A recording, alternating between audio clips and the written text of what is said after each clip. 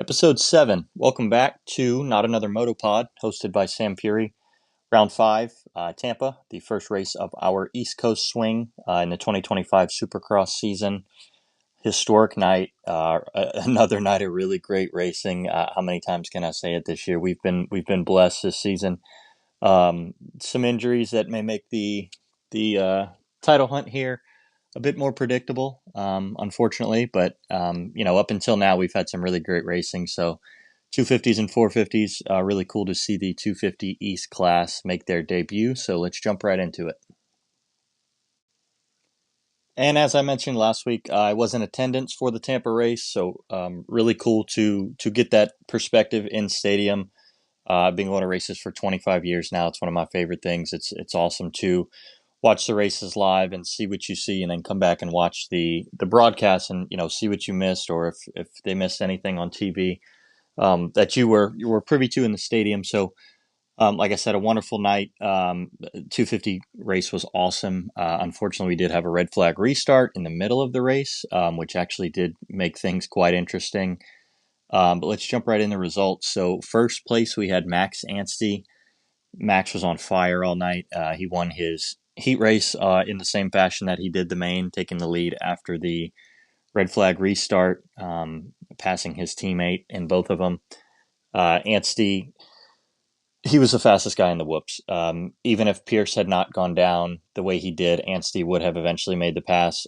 He had about 8 minutes. He had about half the race left to get by Pierce, and he just looked incredible all night. He was solid as a rock. He looked awesome. He's going to be a force to reckon with. We've had 10 race winners in this class. This is stacked East Field, and Anstey, maybe not one of the guys with that we look at with the most raw speed. Maybe that would be an RJ or a McAdoo, a Faulkner guy. But Anstey looks solid, and like I said, this may end up being his title to lose with the way that he rode the other night. And really looking forward to see how that pans out. Second place, we had Dax Bennick. His second podium. He finished third place last year on the podium in Detroit in his debut, but in the 250 East debut last year as well. So he really comes out hot in these. He had a great start. He got 6th in his heat race, so he wasn't really showing blazing speed all night, but he got a great start. He ran third all race, and then obviously when Pierce went out of the lead with his injury, Dax took over second and just rode solid.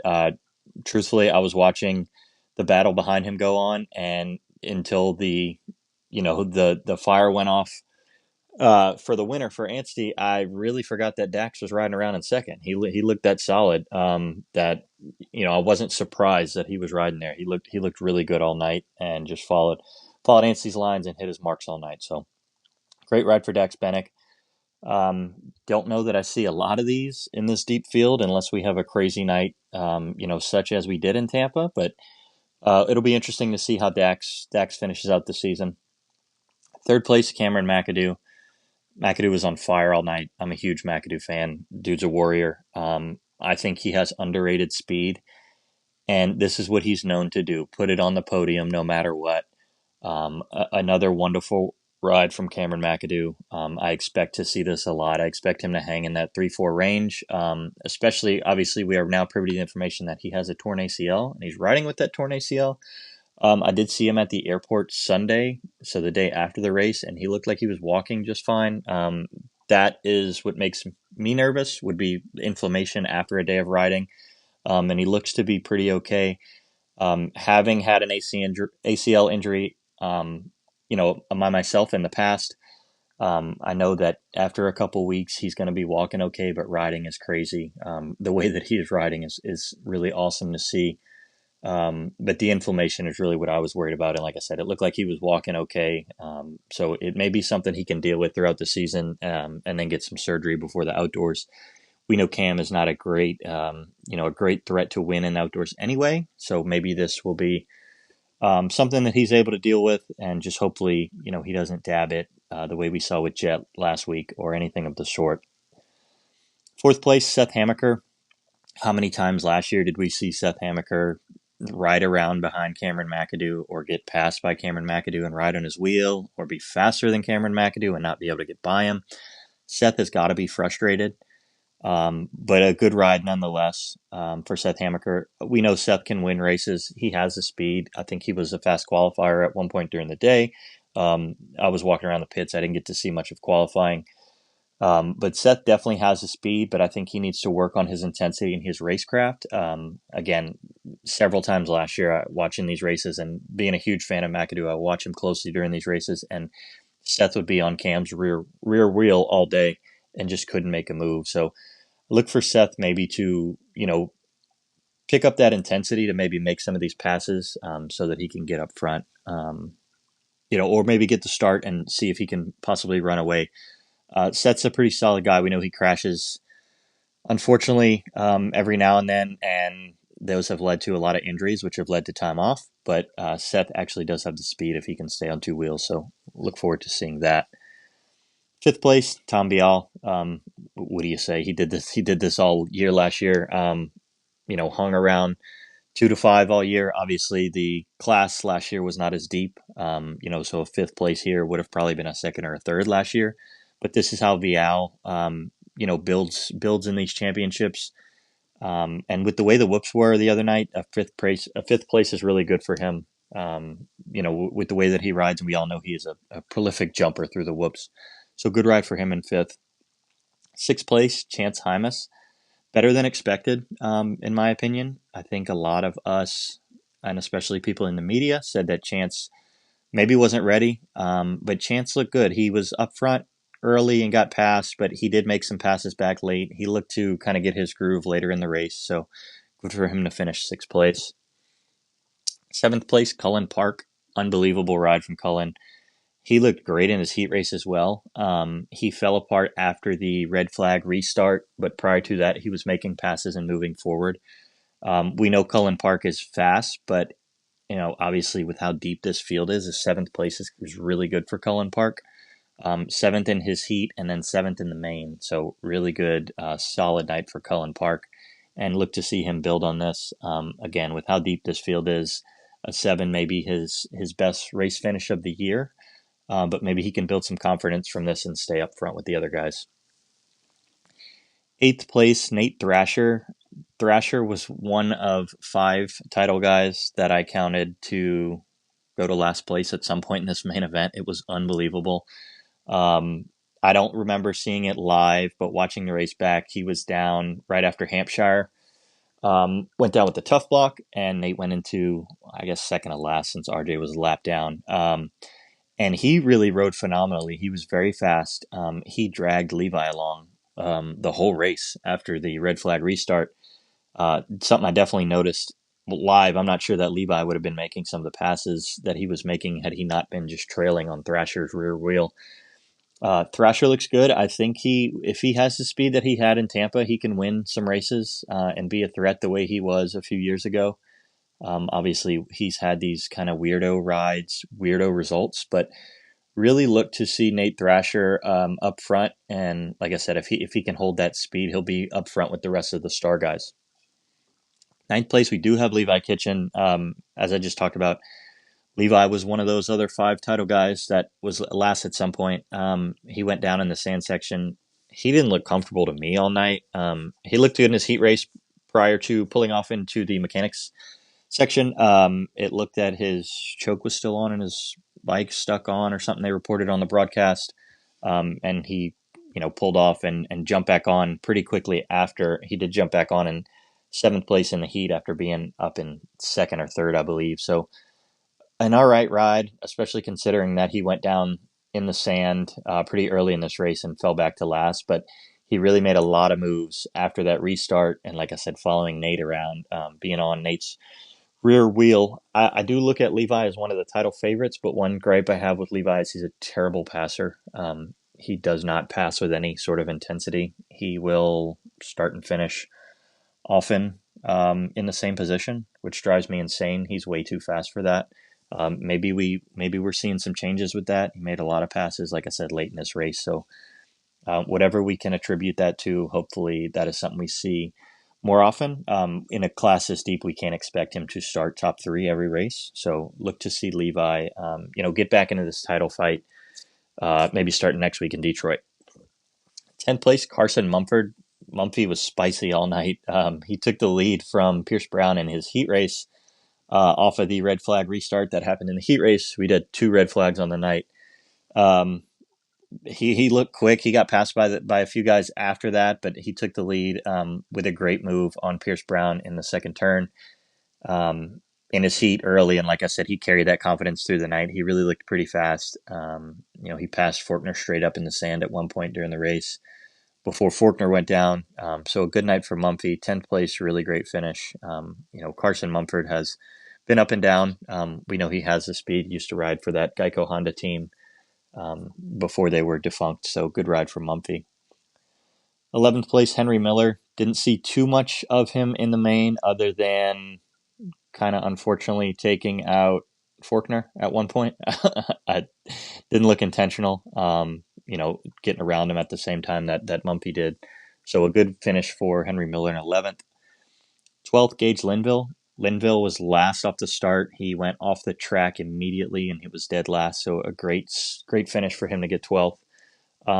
Linville got in through his heat.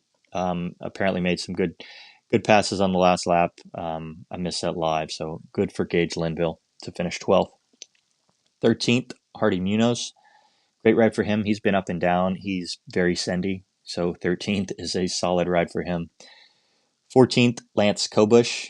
Got in through the LCQ. He came from behind, made some passes to win the LCQ, so solid night for him to get right in and to finish with 14th.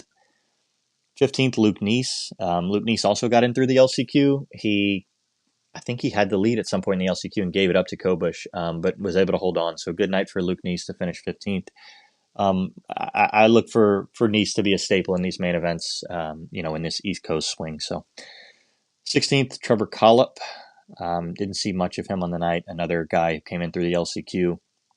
17th, Austin Faulkner. Another one of our title guys who was last at some point. Like I said, he went down, I think with Miller, and then he went down a number of other times, actually.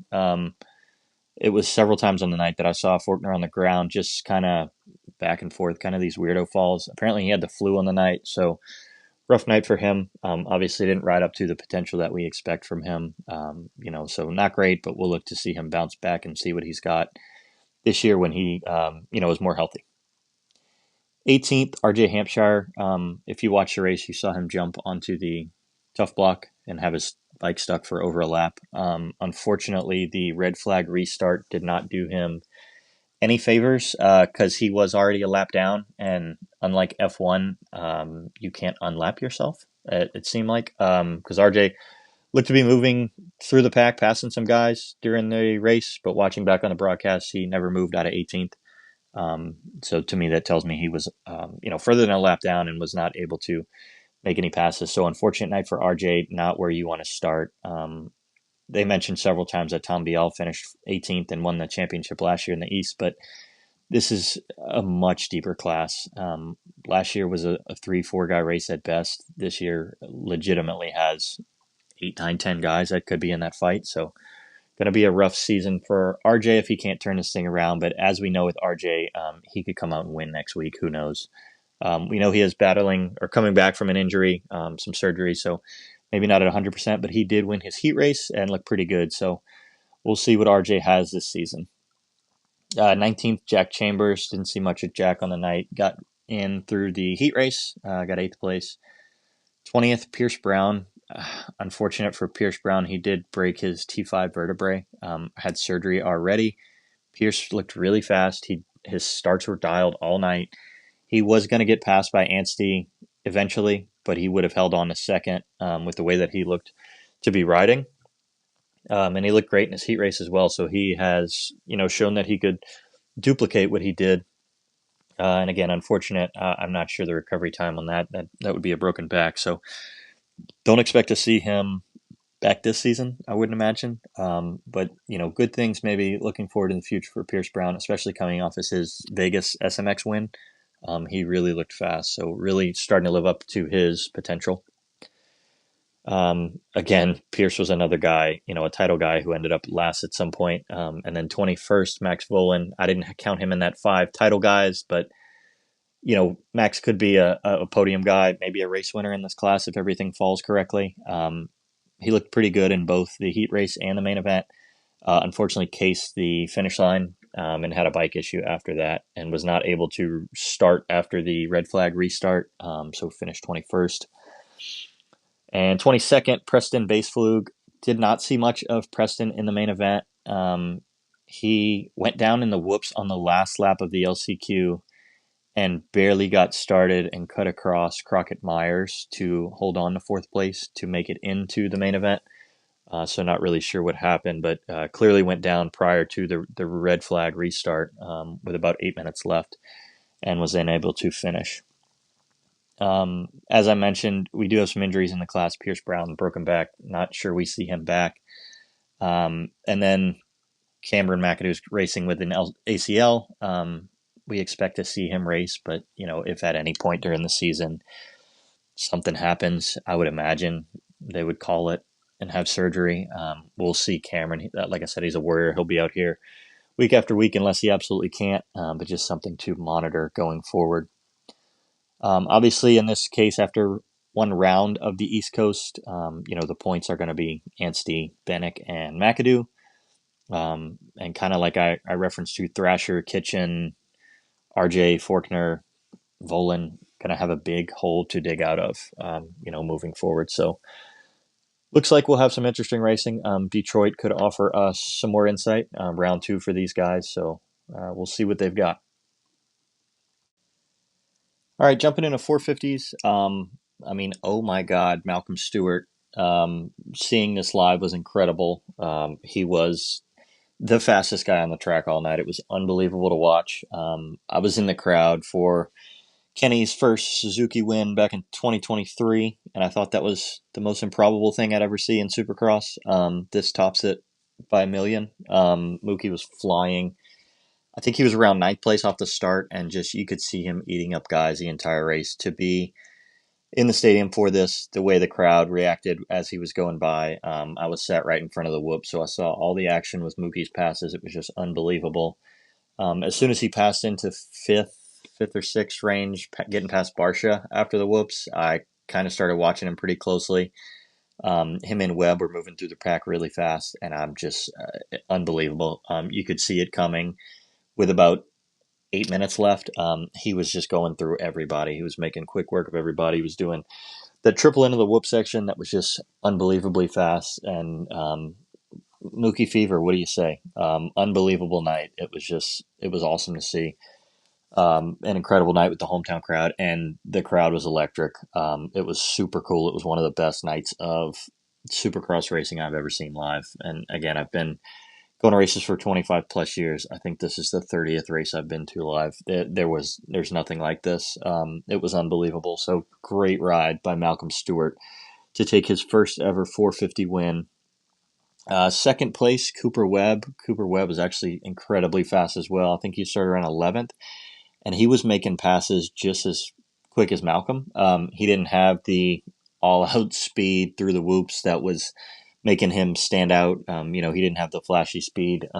Obviously, we know Webb is not known for that, but he was making a ton of passes. He was moving through the crowd quickly, and to get up to second on a night where Chase Sexton was leading all night and looked like he was going to extend his points lead is awesome for Cooper Webb, and is great for this series to keep everybody kind of, it's really a 2-man race now. So really good to see him finish up in second just to keep the points close. Early in the race, it looked like Chase was going to pull a big points gap. So really good ride for Cooper Webb. Third place, another podium for Jason Anderson, third on the year. He looks to be a whole new guy from last year. We know Jason has always had the speed and has always been one of the guys, but he's had a couple years of, just not maybe being himself, and it looks like he's back. He definitely probably could have gotten aggressive with, Webb and Mookie and stayed up in front of him a bit longer, but he didn't have their speed, so it was pointless.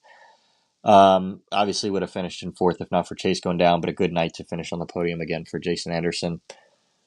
Fourth, Justin Cooper. J. Coop was up front early, started to go backwards, and actually made some passes late, so props to J. Coop. I haven't seen much from Jay Coop in terms of passing lately, but to finish fourth on a night where, Eli, Hunter, Jet, Chase, Kenny are not in the race is really good for him, and that's really where he needs to be. So really good for him. He actually got Chase on the last lap in the sand section um, to get that fourth place. A really good ride for Jay Coop. Fifth place, Chase Sexton. Chase rode perfect all day. Fast qualifier, heat race, almost the entire main event. Um, I think Mookie would have gotten him even if Chase had stayed on two, but obviously Chase would have finished around second. I don't think Webb was going to catch him from how far back Webb was. So an unfortunate crash for Chase. Apparently something's wrong with his bike when he went down. He didn't have much time to remount, so to drop back to fifth is all right, all things considered. But like I said, it does keep the points close. But he may be, maybe we get late in the season and the points are still close between him and Webb, and he may regret, what happened at Tampa.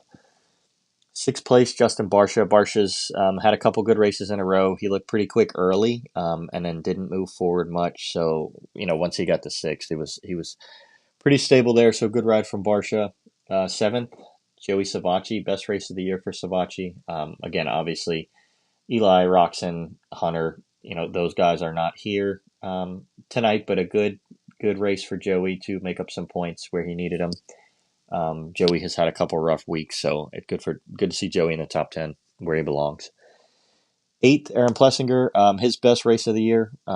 He's gone 9-9 and 22-22. He's had a rough start to the season, as they reference on the broadcast. So eighth place is good for AP this year. Obviously not what we expect out of him. We are going to Detroit next week. Some good juju for AP in Detroit from a couple years ago. Obviously, he crashed out of the lead there, but he did lead for a long time in the Detroit back in 2023. So maybe AP can get some confidence going into that building next week and try to build off of this eighth place finish.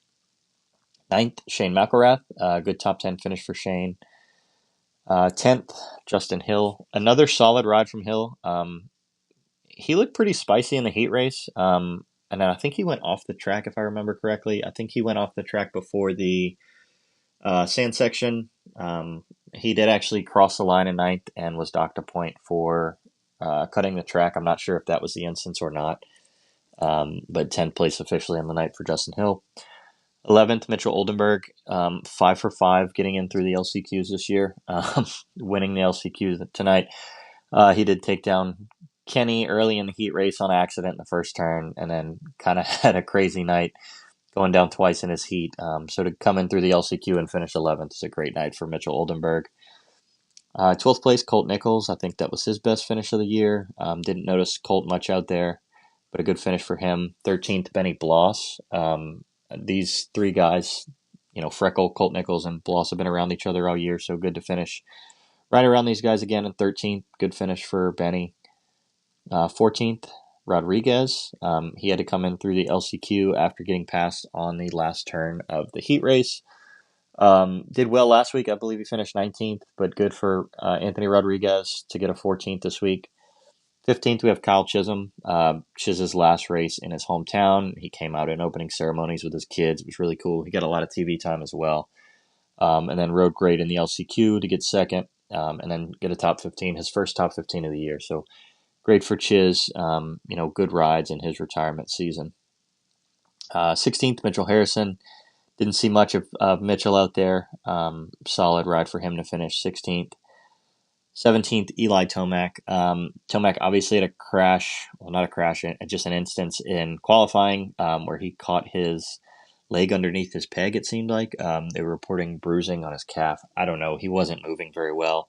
He didn't look right in the heat race. He got 7th, but watching him, he didn't really look right. He started around there and just kind of tinker around, and being Eli Tomac, he was, fast enough to jump the jumps, but obviously the whoops were giving him some trouble on the night with the stability of that left leg, calf, foot, ankle, whatever.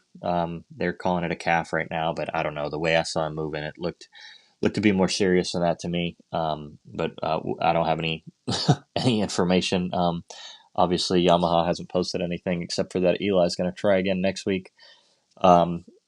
he was in last place for a lot of the main event and just passed some guys by attrition, of course. So good for him to finish 17th and salvage any points. He's down 21 in the points to Chase now, so probably won't matter, especially if he's not able to heal up by next week. But again, he was fast enough through everything except for the whoops. Whoops, he was kind of jumping, half skimming, riding on one leg. It was a weird thing for Eli. He was just getting through by any means necessary. So good for him to finish in 17th. 18th, Justin Starling. Starling rode pretty good. Good heat race for Starling. I think it's his first 450 main of the year, so really good ride by Starling. 19th, Kevin Moranz. I think this is his third or fourth main event of the year. Already having a much better season this season than last year. So great job by Kevin Moranz. 20th, we have Jeremy Han. Han obviously went out in that collision with Roxon. They ran into each other. He really didn't have anywhere to go. It was, in my opinion, a bit of an errant move on Roxon, though Roxon was kind of stuck either way. He really would have had to almost slow to a stop to get through these guys, which would have been unfortunate, but that early in the race and in fourth place, I think I would have taken my chances and been a bit more cautious. But Jeremy Han out with that as well. Ken Roxon, like I said, he was riding good. He was moving forward. He got passed by Mookie. He got passed by Webb, but he was looking good in fourth, trying to hold off Anderson. And again, unfortunately jumped into Jeremy Hand, or they jumped into each other, collided. I don't think it was either their faults, really. I just think I would have been a bit more cautious as Roxon, riding as well as I have been this season and knowing where I was in fourth place. Hopefully with another big points haul, especially with Eli being hurt. So an unfortunate thing for Roxon, but it doesn't look like he was hurt or anything, but his his chain had come off, so rough night to finish in 21st for him. And then Tristan Lane caught up in that as well. It was kind of a three-way crash there. Tristan Lane did look like he hit his arm on Kenny's handlebar after they went down before his bike went flipping. I think he got some stitches. It looked like he was holding his arm, but he didn't go back in the race after that. So 22nd for Tristan Lane, but a good night otherwise for Lane. Injuries, like I talked about, Eli's calf, I'm not really sure the issue there. Cade Clayson broke his hand, didn't race on the night. Lane obviously injured in that crash. And then Hunter Lawrence didn't complete a lap right before the finish line of his heat race. He went down pretty hard onto his right shoulder. They took him off on an Alpine Star mule with a neck brace on, but he seemed to be fine. It seemed more like he was clutching his shoulder. So I'm not sure what the neck brace was about. I think he did post on Instagram today saying that he's going to try to heal up for next week. So hopefully nothing serious, but obviously no points on the night for Hunter Lawrence. Points in the 450 class. Chase Sexton is still your leader. He could have had a big night, big points night, but unfortunately went down, finished fifth. So Cooper Webb is now 5 back of Chase. Webb, again, has looked really good the last 2 weeks. So, Webb might be in this thing. I think this is really going to be a 2-horse battle now.